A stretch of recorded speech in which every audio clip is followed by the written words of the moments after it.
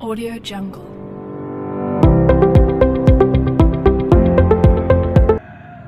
Assalamualaikum warahmatullahi wabarakatuh. Waalaikumsalam warahmatullahi wabarakatuh. Bagaimana keadaannya? Alhamdulillah. Luar biasa. Allahu Akbar. Sehat semua berarti anak-anak? Sehat. Hari ini siapa yang tidak hadir? Nihil. Alhamdulillah, berarti pada berangkat semua, pada sehat semua, semangat untuk belajar. Nah, pada siang hari ini kita akan belajar tentang sikap toleranku mewujudkan keadaan. Di sini Bu akan membagi kalian. Nah, tujuan kita itu untuk belajar pada hari ini yaitu toleransi, sikap toleransi untuk mewujudkan sifat kedamaian dalam kehidupan kita sehari-hari. Bagaimana sih sifat toleransi kita untuk tetangga kita, saudara-saudara kita, agar kita tetap mewujudkan sifat kedamaian. Itu toleransi. Yang pertama yaitu toleransi adalah sifat menghargai pendirian, kepercayaan, kebiasaan. Dengan kata lain, toleransi memberi kebebasan kepada orang lain untuk bersikap sesuai dengan keinginannya. Jadi bisa kita tarik kesimpulan, toleransi itu tuh kita bisa menghargai kepada orang lain. Jika orang itu mempunyai pendapat ataupun saran, harusnya kita menghargai, itu benar ataupun tidak, kita nanti mencari jalan keluarnya. Yang selanjutnya itu konsep dalam Islam yang paling dekat dari segi pengertian dan segi konsep toleransi Barat ialah tasamuh, yang berarti sikap pemurah, penderma, dan gampangan, atau juga dapat diartikan dengan mempermudah atau memberi kemurahan dan keluasan. Nah, dalam kata lain, toleransi itu bisa dibilang dalam konteks Islamnya yaitu tasamuh. Dalam konteks ibadah, tasamuh berarti memberi kemudahan dalam menjalankan kewajiban-kewajiban ibadah seperti sholat jamak qashar dalam perjalanan ataupun tayamum jika tidak ada menemukan air untuk berwudu. Jadi bisa dibilang gini, jika kita dalam kesusahan ataupun kita itu untuk mencari jalan keluarnya, bagaimana sih baiknya permasalahan ini agar tetap sifat kedamaian itu tetap terwujud gitu.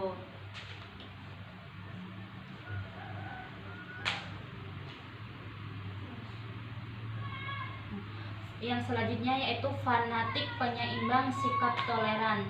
Fanatik istiqomah adalah keteguhan dalam hati, dan fanatik ta'assub adalah fanatik buta. Dari dua istilah fanatik tersebut menunjukkan positif dan negatif, sehingga fanatik yang berlebihan akan membahayakan bagi kerukunan hidup umat manusia. Jadi fanatik itu tuh gini, ada dua sisi. Jika kita bisa mengambil sisi baiknya, kita bisa hidup dengan damai dan rukun dalam kehidupan sehari-hari kita. Tapi jika kita mengambil dari sisi negatifnya, jadi kita tidak ada rasa damai kepada sesama umat, sesama muslim, atau kepada tetangga kita. Jadi kita tidak bisa menghargai sesama umat atau sesama muslim gitu. Dalam selanjutnya yaitu kita bisa belajar toleransi itu dalam Quran surat Al-Kafirun dan Quran surat Al-Bayyinah. Nah, di buku yang udah Ibu bagi tadi dalam surat Al-Kafirun, yaitu Ibu bacakan terlebih dahulu ya. A'udzubillahi minasyaitonirrajim. Bismillahirrahmanirrahim. Qul ya ayyuhal kafirun la a'budu ma ta'budun wala antum abiduna ma a'bud wala ana abidum ma a'badtum wala antum abiduna ma a'bud lakum dinukum waliyadin, yang artinya, katakanlah hai orang-orang kafir, aku tidak akan menyembah apa yang kamu sembah, dan kamu bukan penyembah Tuhan yang aku sembah, dan aku tidak pernah menjadi penyembah apa yang kamu sembah, dan kamu tidak pernah pula menjadi penyembah Tuhan yang aku sembah. Untukmu agamamu dan untukku agamaku. Nah, turunnya surat Al-Kafirun ini dilatar belakangi oleh ajakan kaum musyrik Quraisy yang selalu berupaya untuk membendung dakwah Rasulullah. Jadi turunnya surat ini nih, orang kafir Quraisy itu melarang Rasulullah untuk berdakwah. Kaum Quraisy ini nih, menginginkan semua orang itu mengikuti apa yang mereka anut. Mereka mengajak Rasulullah berserta sahabatnya untuk menyembah Tuhan mereka dengan cara mereka menyembah selama 1 tahun. Kemudian 1 tahun berikutnya mereka bersedia untuk menyembah Rasulullah. Jadi mereka itu menyuruh Nabi Muhammad dan sahabatnya untuk bergantian menyembah Tuhannya. Pertama, mereka menyuruh Nabi Muhammad dan sahabat untuk menyembah Tuhan mereka selama 1 tahun, dan tahun kemudian, tahun berikutnya mereka akan menyembah Allah, yaitu menyembah apa yang disembah oleh Rasulullah dan sahabatnya. Dari peristiwa yang melatar belakangi surat ini dapat diketahui bahwa ayat-ayat dalam surat Al-Kafirun adalah jawaban Rasulullah SAW atas ajakan kaum Quraisy untuk bertukar keyakinan. Namun Rasulullah dengan tegas menolak dengan mengatakan, aku tidak akan menyembah apa yang kamu sembah. Dan beliau pun menyatakan bahwa mereka orang-orang kafir Quraisy pun tidak akan ikhlas sepenuh hati menyembah Allah sebagaimana yang mereka janjikan. Jadi selanjutnya yang kedua yaitu Quran surat Al-Bayyinah. Nah, di sini coba Erna dibaca Quran surat Al-Bayyinah. أعوذ بالله من الشيطان الرجيم بسم الله الرحمن الرحيم لم يكن الذين كفروا من أهل الكتاب والمشركين منفكين حتى تأتيهم البينة رسول من الله يتلو صحفا مطهرة فيها كتب قيمة وما تفرق الذين أوتوا الكتاب إلا من بعد ما جاءتهم البينة وما أمروا إلا ليعبدوا الله مخلصين له الدين حنفاء ويقيموا الصلاة ويؤتوا الزكاة وذلك دين القيمة إن الذين كفروا من أهل الكتاب والمشركين في نار جهنم خالدين فيها أولئك هم شر البرية إن الذين آمنوا وعملوا الصالحات أولئك هم خير البرية جزاؤهم عند ربهم جنات عدن تجري من تحتها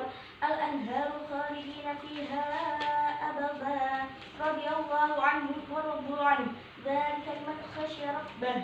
Oke, terima kasih. Ibu akan membacakan artinya ya. Ya Bu. Yang pertama yaitu orang-orang kafir, yakni ahli kitab dan orang-orang musyrik mengatakan bahwa mereka tidak akan meninggalkan agamanya sebelum datang kepada mereka bukti yang nyata, yaitu seorang rasul dari Allah, Muhammad, yang membacakan lembaran-lembaran yang disucikan, yaitu Al-Quran. Di dalamnya terdapat isi kitab-kitab yang lurus, dan tidaklah berpecah belah orang-orang yang didatangkan Alkitab kepada mereka, melainkan sesudah datang kepada mereka bukti yang nyata. Padahal mereka tidak disuruh kecuali supaya menyembah Allah dengan memurnikan ketaatan kepadanya dalam menjalankan agama yang lurus, dan supaya mereka mendirikan sholat dan menunaikan zakat, dan yang demikian itulah agama yang lurus. Sesungguhnya orang-orang yang kafir, yakni ahli kitab dan orang-orang yang musyrik, akan masuk ke neraka jahanam. Mereka kekal di dalamnya. Mereka itu adalah seburuk-buruk makhluk. Sesungguhnya orang-orang yang beriman dan mengerjakan amal soleh, mereka itu adalah sebaik-baiknya makhluk. Balasan mereka di sisi Tuhan mereka ialah surga, dan yang mengalir di bawahnya sungai-sungai. Mereka kekal di dalamnya selama-lamanya. Allah ridho terhadap mereka dan mereka pun ridho kepadanya. Yang demikian itu adalah balasan bagi orang yang takut kepada Tuhan. Ahli kitab atau orang adalah orang-orang Yahudi dan Nasrani. Jadi Yahudi dan Nasrani itu tuh mereka kitabnya yaitu yang bisa dibilang mereka itu termasuk ahli kitab. Dan yang dimaksud dengan orang-orang musyrik adalah para penyembah berhala dan api, baik dari masyarakat Arab maupun non-Arab. Yang dinamakan ahli kitab itu orang-orang Yahudi dan Nasrani. Sedangkan yang dimaksud dengan orang-orang musyrik adalah orang yang penyembah berhala dan api, baik itu tuh masyarakat Arab ataupun non-Arab.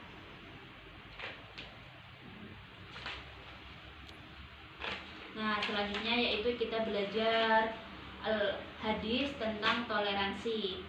Rasulullah Shallallahu Alaihi Wasallam meninggalkan mutiara indah bagi kita umat Islam setelah beliau wafat. Kita dapat mengambil hikmah dan meneladani sifat-sifat beliau dari peninggalan beliau tersebut. Itulah hadis yang keberadaannya dapat mendekatkan jiwa kita kepada beliau, yang keberadaannya mampu memperkuatkan wawasan keislaman yang telah kita pelajari dari Al-Quran. Toleransi, salah satu sifat unggul beliau pun dapat kita ketahui dari hadis.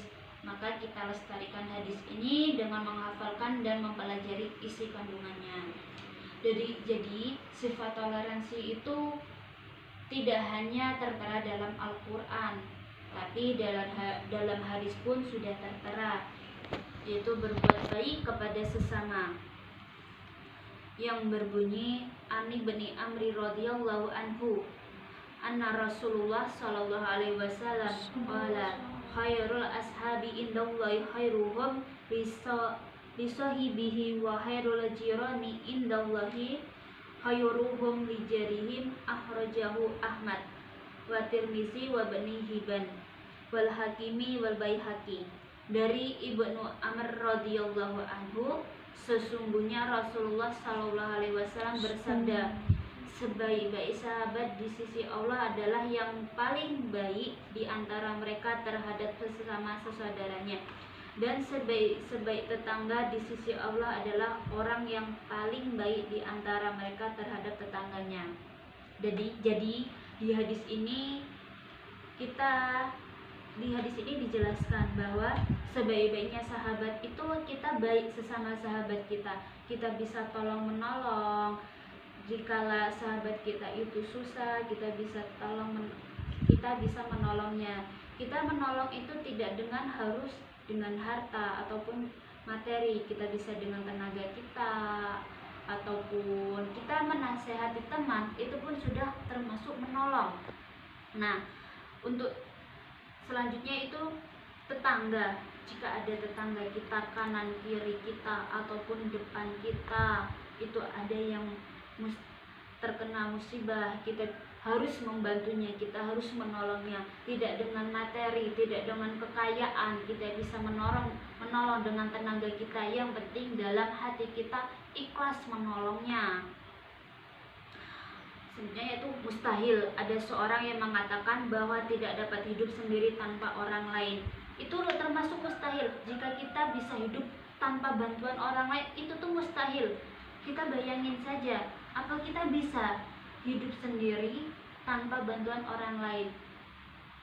Contoh hal kecilnya saja, kita bisa makan itu memang kita kerja, tapi kita kerja kepada orang lain. Kita bisa beli makan itu di warung. Warung itu jika tidak ada orang yang mempunyai warung, kita tidak bisa membeli bahan pokok untuk makan. Jadi kita itu tetap membutuhkan bantuan orang lain. Sekaya-kaya apapun kita, tapi tetap kita harus meminta bantuan orang lain. Materinya sudah Ibu jelaskan semua. Apakah di sini ada yang ingin bertanya? Tidak. Oke, udah paham semua berarti ya? Allah. Alhamdulillah kalau sudah paham semua. Di sini Ibu akan coba bertanya jika memang kalian sudah paham semua dari apa yang sudah Ibu jelaskan tadi. Ibu ingin bertanya, Erna, coba jelasin kembali apa sih yang kamu tangkap dari penjelasan Ibu tadi. Secara singkat saja apa yang kamu tangkap. Toleransi ya. Toleransi adalah sifat menghargai pendirian, kepercayaan, kebiasaan. Dengan kata lain, toleransi memberi kebebasan kepada orang lain untuk bersikap sesuai dengan keinginannya. Ya, jadi kalau saya menangkapnya itu toleransi itu menghargai orang lain. Contohnya itu kan di Indonesia itu kan banyak agama. Jadi kita tuh harus menghargai pendirian atau kepercayaan orang-orang yang ada di Indonesia. Contohnya ada agama Islam, agama Kristen, Hindu, Buddha dan lain sebagainya. Nah, jadi itu kita harus punya pendirian. Kalau agamaku tuh kayak gini, kalau agama dia tuh kayak gitu. Jadi punya kepercayaan sendiri-sendiri dan kita tuh kan ada perbedaan itu. Jadi kita harus menghargai. Oh, jadi agama dia tuh kepercayaannya begini, agamaku tuh kepercayaan gini. Jadi dari perbedaan itu jangan jadi perselisihan, tapi jadi kerukunan. Agamamu kayak gini, agamaku kayak gini. Jadi ayo kita jadi satuin, terus kerukunan, jangan jadi perpecahan. Gitu. Oke, berarti sudah paham ya yang sudah Ibu jelaskan. Ya, Bu. Oke, nanti Ibu akan kasih tugas kepada kalian. Coba kalian cari contoh dalam kehidupan kalian sehari-hari selain yang dijelaskan oleh Erna tadi. Apa sih penjelasan tentang toleransi itu seperti apa, dan jika kita melakukan toleransi itu apa sih yang bisa kita ambil hikmahnya gitu. Nah, untuk minggu depan dikumpulin ya. Ya, Bu. Oke, mungkin cukup itu yang dapat Ibu sampaikan pada hari ini. Semoga bermanfaat ilmu yang sudah Ibu berikan pada kalian. Ibu akhiri, wassalamualaikum warahmatullahi wabarakatuh. Waalaikumsalam warahmatullahi wabarakatuh.